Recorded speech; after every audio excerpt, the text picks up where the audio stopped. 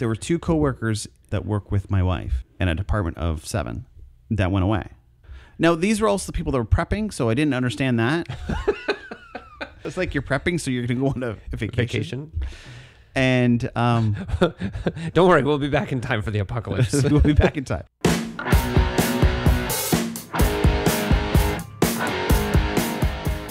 Welcome back to Poutine Politics, Canadian issues served with cheese curds. My name's Adam. My name's Mike. And today we're not talking about COVID-19 because we already did that. Oh, yeah, that's right. We did. We did that. We could provide updates like the rest of the media, but... Go look at the media. Oh, wait. Actually, don't look at the media. Just wash your hands. Stop touching your face. Okay, we're good. Okay. All right. Now that we've covered that, what we're talking about today is lead in drinking water because it is a thing. Probably a lot of people don't realize, but apparently is still a relatively prevalent problem in Canada. Yes.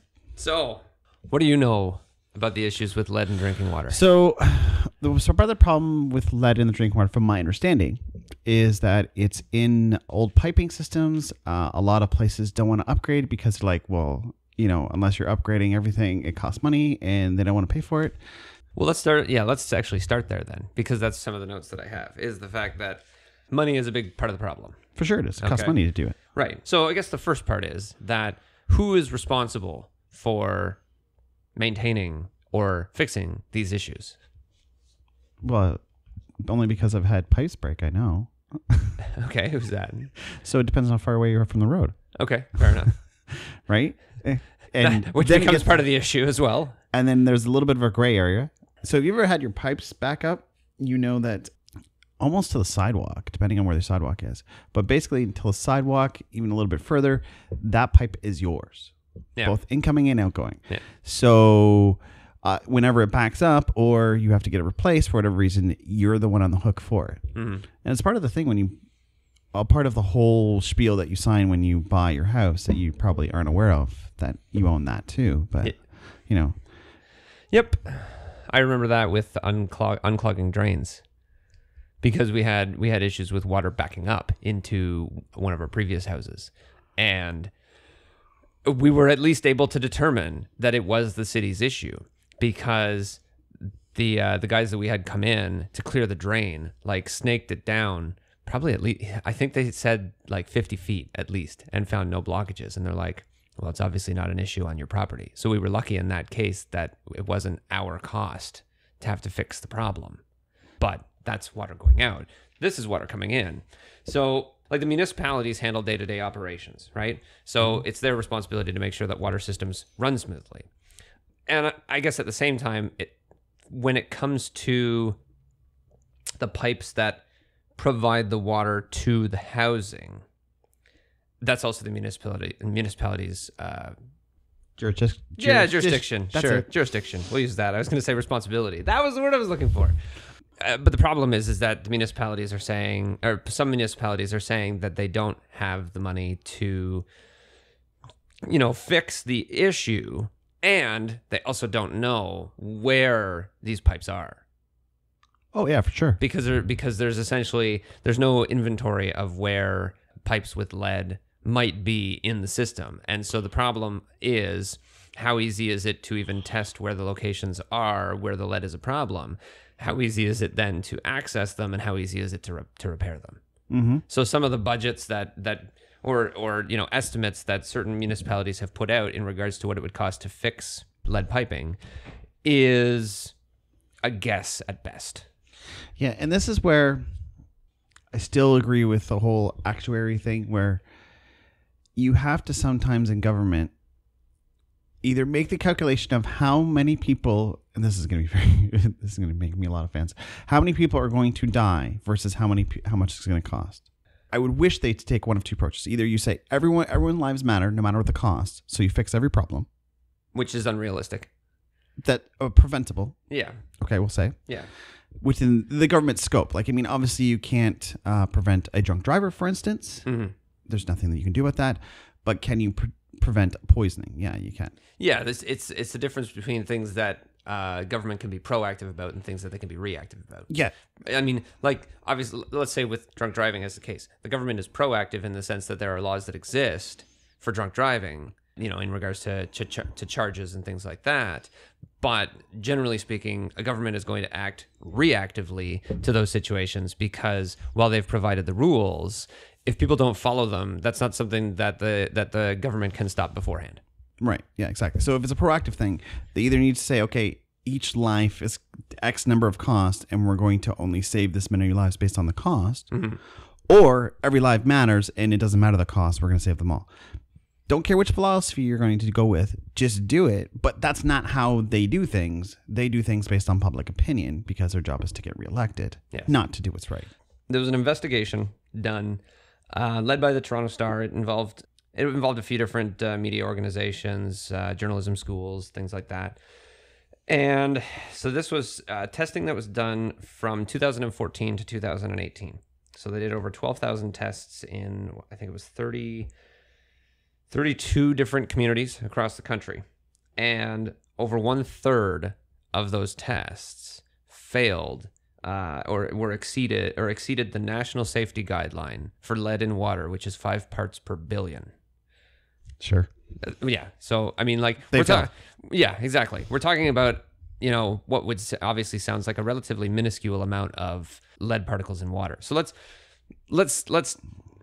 it's not exactly an apt comparison, but let's use it as a comparison because of a similar style of numbers. Okay. So think about CO2 and CO2 equivalents in the atmosphere. So that number right now, as of, relatively recent readings, is 415 parts per million, right? Mm-hmm. Whereas the national safety guideline for lead in water is 5 parts per billion.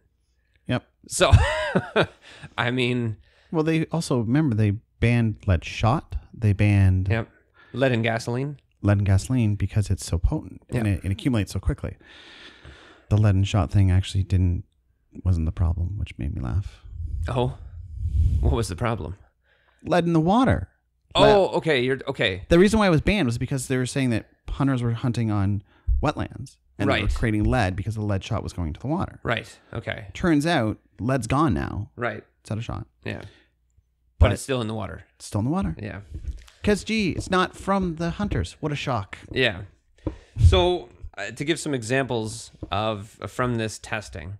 So again, this happened. So the tests were done between 2014 and 2018. So it's possible that some of these numbers have gotten better, but highly unlikely is what I'll say.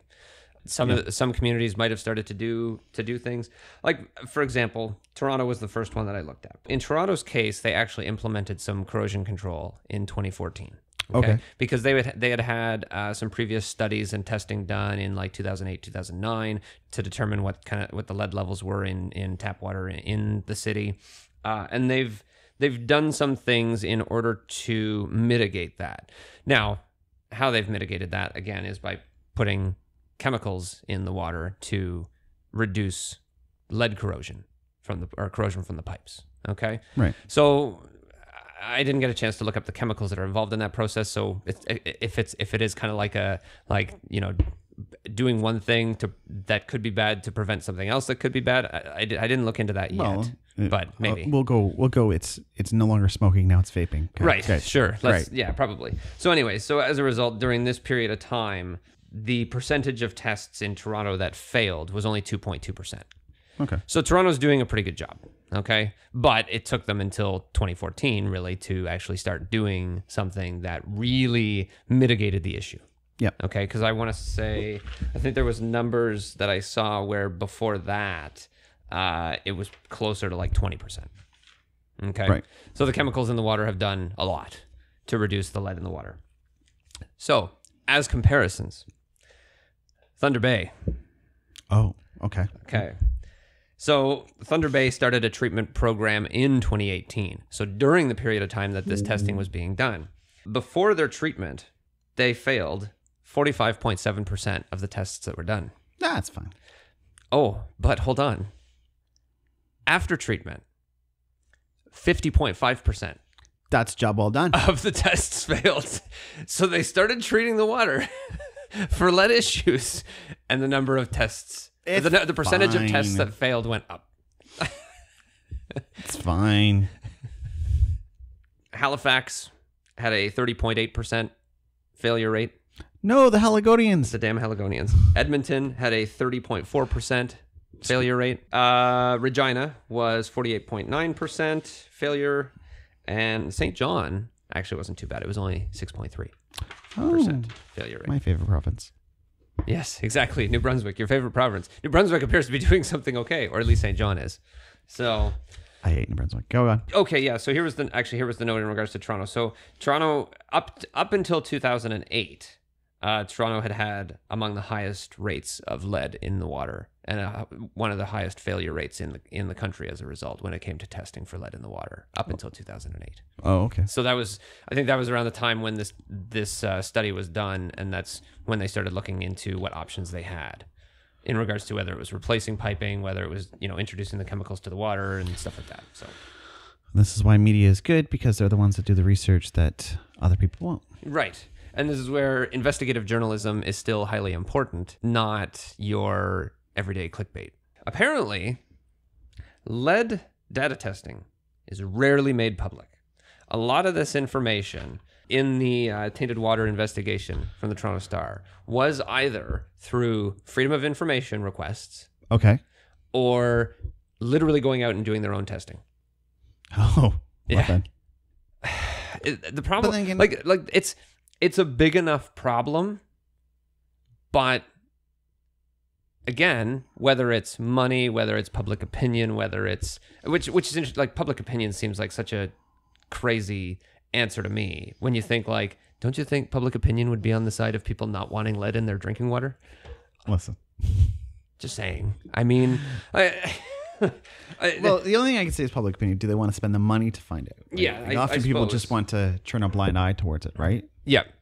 So looking at certain individual provinces. Okay, so in the last 2 years, only 123 municipal water systems in Ontario. There are 660 Okay. municipal water systems in the province. Only 123 of them posted test results to the public, and 42% of them had failed. Well, I mean, and I can also see the same thing too, whereas they're probably just not testing it too, right? Like, That's possible. Yeah. right? Like, they might test like at the source, but they're not testing individual taps. Like, nobody's coming to my tap and testing it. Yeah, that's true. Apparently in Quebec, when municipal workers were doing testing, what they would do is they would run the water and flush pipes for 5 minutes before doing the tests. And as a result, it would provide lower test results. Of course it would. Never mind the fact that most people that are using water or drinking water from their tap are not running it for 5 minutes before they drink it. No, not unless it's a really hot day. Well, yeah, maybe. It's just number after number after number like this, right? Saskatchewan and Alberta, there's no mandatory public posting of lead test results.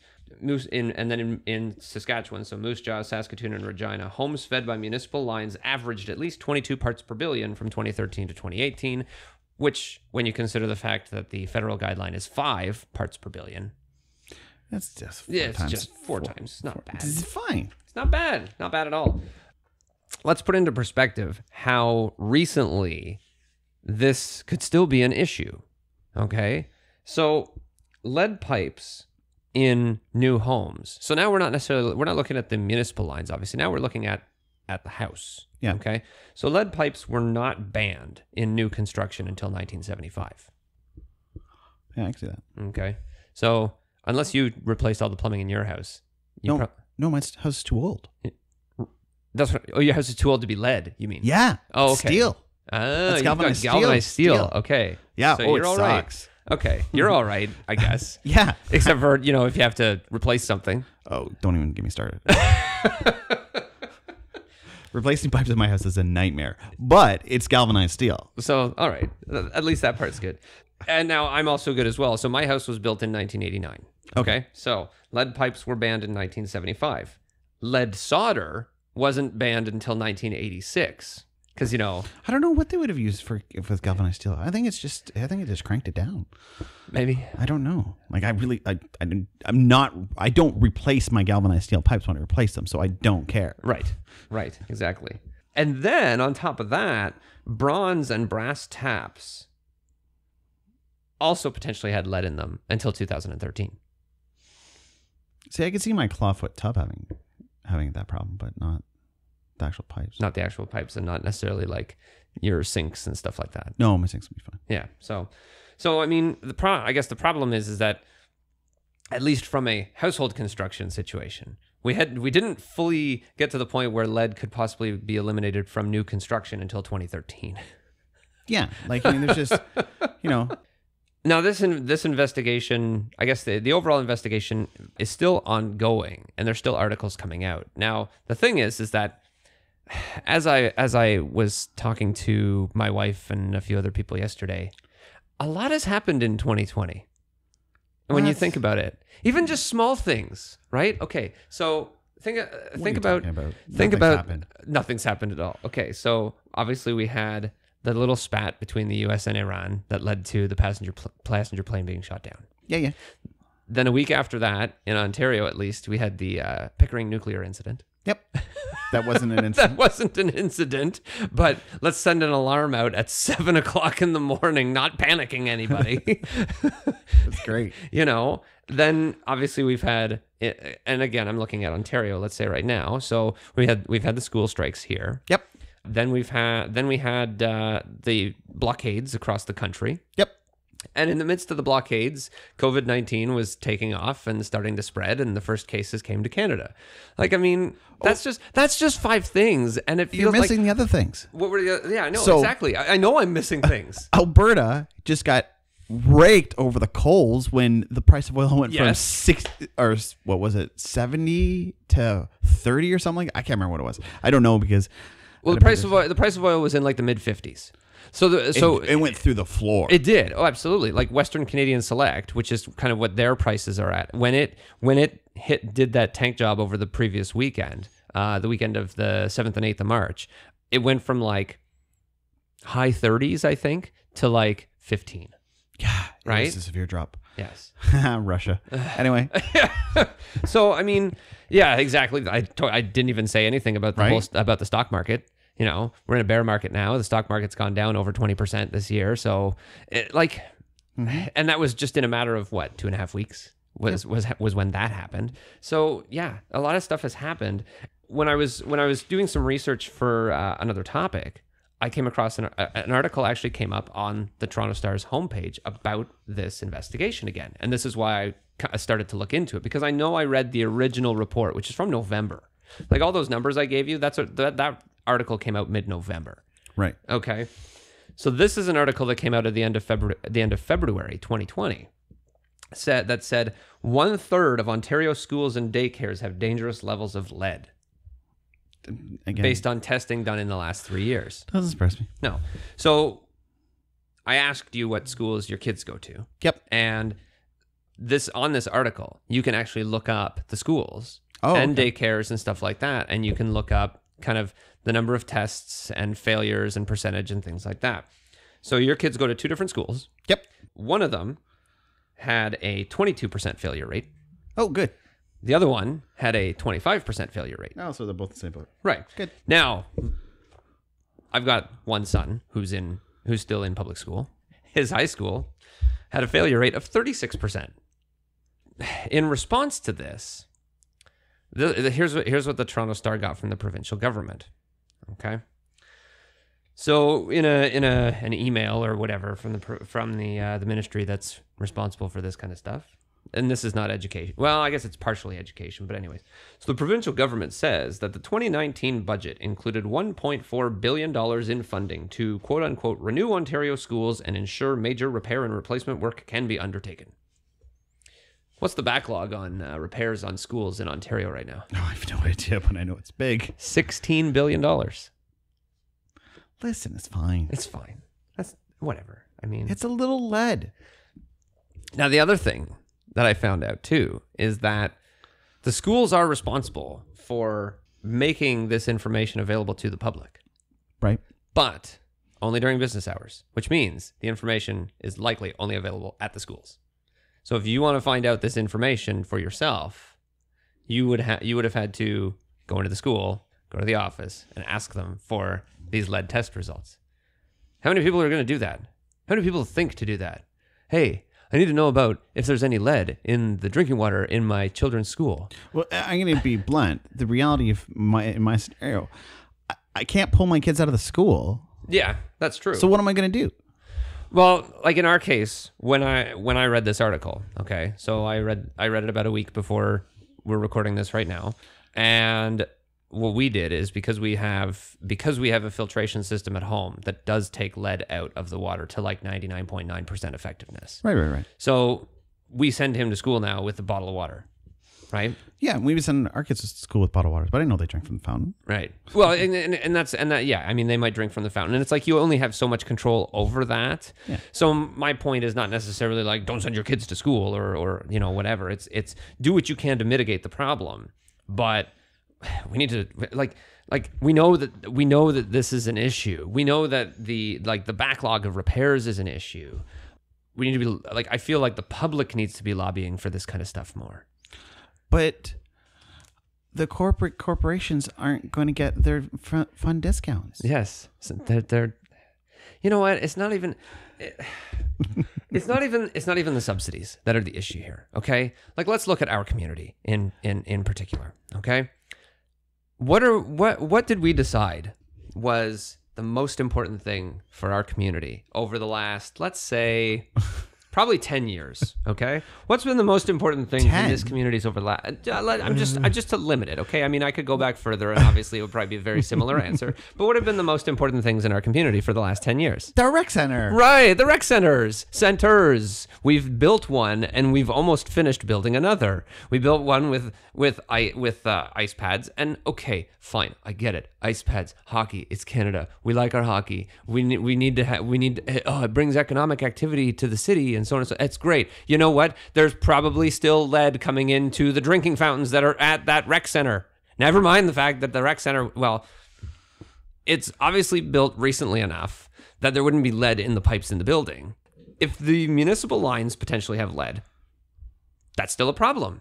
Right? And in this case, it doesn't even have to be the municipal lines that lead to the building, because obviously that area of construction in our city is new enough that the water lines in the ground closest to the facility wouldn't have lead in them. No. But there's probably pipes that lead to them that could. Yeah. Because it's not like they kept track. Because why would you? You're just laying pipe. You don't care about what it was when it didn't matter. Right. And then we've spent... Well, I don't know. I honestly don't know what the final number is. The budget on this current rec center is $53 million. Never mind the fact that the closest community to us built one very similar for like a fifth of that price. Listen, it's pretty. Yeah, it's so pretty that even though it's not open, they have the electronic sign on 24 hours a day, 7 days a week outside to advertise about the facility that eventually will be open. Let's spend our money on a pool that has a floor that can go up and down so that we can host diving competitions. How many diving competitions do you think we're going to host? The town that we live in shall remain nameless. Shall remain nameless unless you're a Patreon subscriber. That's this town when they built the soccer fields. Yeah. At the end of the road, not the new ones, the old ones. They actually measured the fields wrong, so they couldn't host proper events because they were too small. Yeah, that sounds about par for the course for where we live. So, the last thing that I wanted to cover here was, what does lead do to you? So, health effects of lead on adults. Let's start there. So, numbness and pain in the extremities, constipation, nausea, and poor appetite, memory loss, inability to concentrate, headaches, irritability, depression. I sound like one of those prescription ads in the States right now. Right. I read off every single problem, every single side effect. As they're playing football or flag football in the background. Yeah. That's right, exactly. High blood pressure, fatigue, joint and muscular pain. In men, decreased sex drive, sperm count, and sperm abnormalities. In women, miscarriage, stillbirth, premature birth, and low birth weight. Women definitely get the short end of the straw there. Yeah. Abnormal kidney function and damage.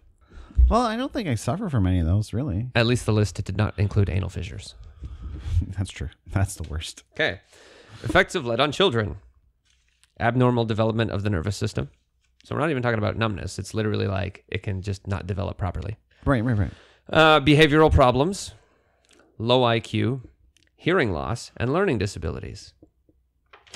Maybe it's not the vaccines after all. It's the chemtrails in the sky. That's right. It's the chemtrails in the sky. Exactly. decreased bone and muscle growth, anemia, blood anemia, and abnormal kidney function and damage as well. So anyways, that's it. Yeah, that's good. I'm going to end on the low note, which is people be sick, y'all. Stop drinking the lead. I'm not surprised that lead's deteriorating, and there's a reason why we're trying to get rid of it in so many different locations. So yeah, I mean, the problem is that I don't have any solutions here. This is just like a public service announcement. I mean, the solution would be that this is something that we need to fix, but it sounds like the problem could be very difficult to fix. And like I said, Toronto mitigated the issue by adding chemicals to the water. But again, the question there is, what are the chemicals, and what are the long-term effects of those chemicals being in the water? Because obviously, to prevent lead leaching, those chemicals have to be in the water to the house. Yeah. Which means that unless you have some sort of filtration system in your house that will then take those chemicals out of the water, again, you might be replacing one issue for another. Now, maybe the chemicals are not as bad. It's quite possible. Maybe your body can flush them out better, handle them better, whatever. But, it doesn't, to me, that doesn't necessarily feel like the long-term play here. The long-term play seems like, hey, we need to replace these lead pipes. Yeah. Good luck. Yeah, exactly. So anyways, that's why I say I have no long-term solutions to this other than just do what you can to mitigate the issue yourselves. I'm really glad I don't own a house that was built from the 50s to the 70s. Yeah, something like that. Asbestos and lead were... yeah, that's right too. Yeah. Right. Yeah. My house is so old, they didn't have that kind of crazy stuff. Yes. You just had no insulation whatsoever. No.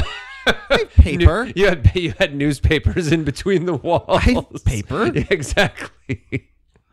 And 2-inch spikes holding up my trim. Listen, just because you have to wear 3 layers when you're in the house in the winter, doesn't matter. It's perfectly warm. There's nothing to worry about. Maybe what my recommendation would be to anybody that listens to this is see what it would take to get the lead levels in your own water tested to see if you need to do anything further in your own home. Yeah.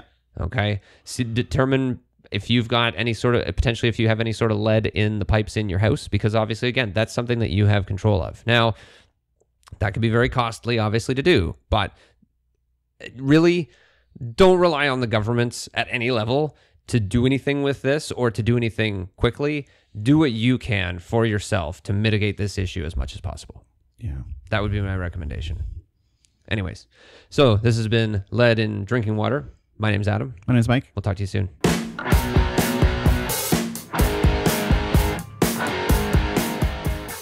Bye. I'll miss you.